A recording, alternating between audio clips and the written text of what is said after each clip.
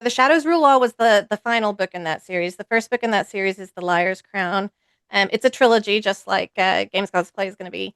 That was my first epic fantasy series, and romantasy really. It's very much got romance in it. I had done a lot of what I call paranormal romance. Everybody debates the definitions because this has been around forever. The combination of fantasy and romance together.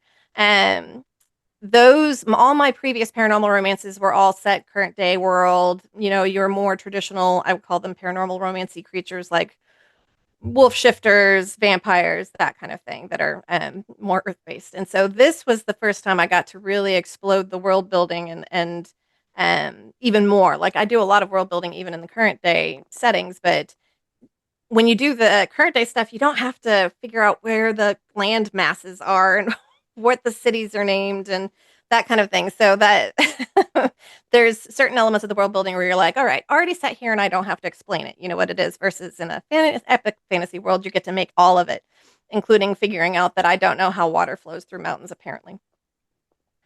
Um, but so that series, I had so much fun with that series. That series initially was inspired by a really obscure Hans Christian Andersen fairy tale about a man who could shed his shadow. So he sheds his shadow. The shadow becomes real, kills the man, and takes over his life.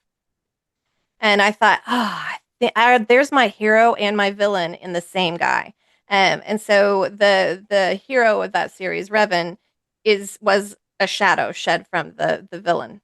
Um, and then the heroine, I had to match that kind of really cool energy. So she's a princess of one of the dominions, but she's a hidden twin. Nobody knows that twins were born. Her sister is the quote unquote true princess, and Marin's entire job is to be the stand in and decoy to basically forfeit her life if somebody happens to come for her sister. And the hero kidnaps Marin, thinking that she's the real princess. Instead, he gets the decoy, and shenanigans ensue from there.